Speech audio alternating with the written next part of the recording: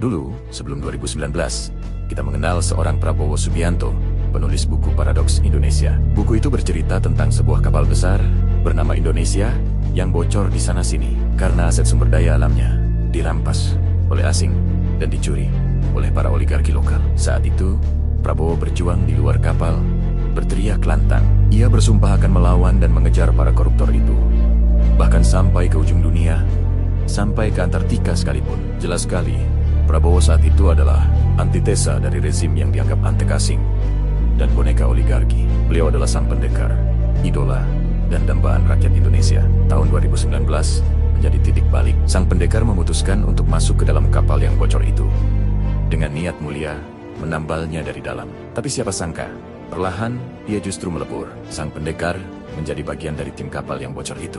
Mungkin seperti judul film lawas, Sang Pendekar di Sarang Penyamun. 1 tahun berjalan di 2025, Prabowo kini adalah nakhoda bagi kapal yang sama, yang sayangnya masih bocor. Memang, suaranya masih lantang melawan perampasan sumber daya alam dan memburu koruptor.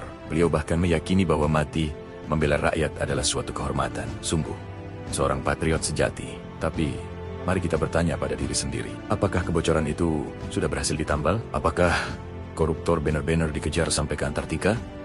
Apakah perampasan SDA berhasil dihentikan? Apakah pelaku kejahatan ekologis yang menyebabkan bencana sudah ditangkap? Apakah pertumbuhan ekonomi meroket jadi 8% dan para mafia berhasil diberantas? Tahun 2026 membawa kegelisahan dan ketidakpastian. Apakah Prabowo masih sang patriot, penulis buku Paradoks Indonesia? Atau jangan-jangan beliau sendiri telah menjadi paradoks bagi dirinya sendiri? Partai Masyumi memandang bahwa jalan pembangunan Indonesia ke depan sangat krusial. Ada 4 paradoks besar yang harus kita cermati bersama. Pertama, paradoks pertumbuhan. Visi Prabowo untuk pertumbuhan 8% menuju Indonesia Emas 2045 sangat jelas dan menantang, tapi lebih dari separuh tim kabinetnya adalah warisan lama yang sebelumnya hanya mampu membawa ekonomi stagnan di angka 5% dengan kualitas pertumbuhan yang rendah. Bagaimana mungkin kita mengharapkan hasil yang berbeda dengan metode dan orang yang sama? Ini seperti mencoba membersihkan lantai dengan sapu yang kotor. Ini adalah the wrong man on the strategic place. Menempatkan orang yang tidak kompeten dan tidak berintegritas di posisi strategis itu sangat berbahaya. Kedua, paradoks sumber daya alam. Patriotisme Prabowo jelas.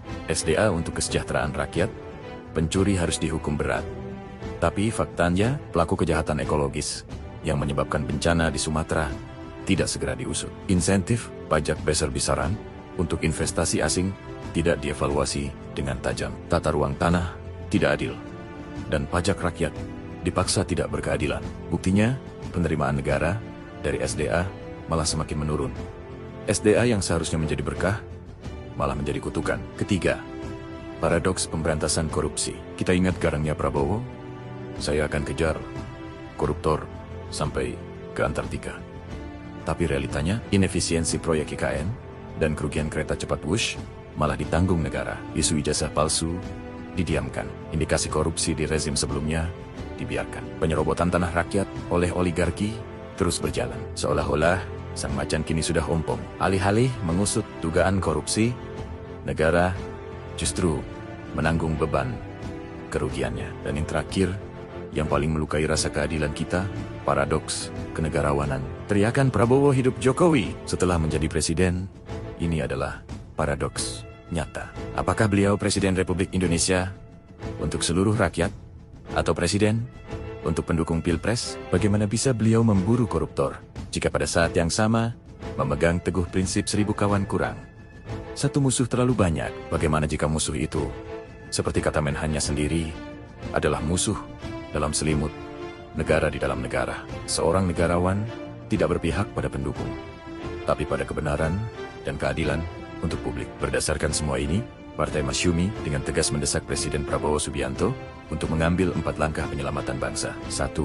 Luruskan kiblat bernegara kembali pada konstitusi. Jadilah presiden untuk seluruh rakyat Indonesia, bukan hanya untuk kelompok pendukung. Pemilu sudah selesai, saatnya kembali menjadi negarawan. 2. Bersihkan kabinet dari oligarki dan residu masa lalu. Keluarkan mereka yang tidak berkinerja, tidak punya kredibilitas, dan punya rekam jejak buruk. Ganti dengan figur yang berintegritas dan kompeten. 3. Lakukan penegakan hukum radikal, dan wujudkan keadilan ekologis. Buktikan janji mengejar koruptor tanpa pandang bulu. Usut tuntas kejahatan lingkungan dan tata ulang ruang nasional secara adil. 4. Kembalikan kedaulatan sumber daya alam untuk kemakmuran rakyat. Hentikan praktik ekonomi yang menghamba pada oligarki dan investor asing yang merugikan negara. Pastikan SDA memberikan kesejahteraan nyata, bukan cuma angka statistik semu. Tuntutan ini adalah wujud cinta kami kepada Indonesia. Tanpa integritas, keadilan hanya ilusi. Tanpa keadilan, persatuan akan runtuh. Mari kita selamatkan Indonesia sebelum terlambat. Terima kasih telah menyimak. Jangan lupa bagikan video ini agar semakin banyak yang sadar dan peduli. Sampai jumpa.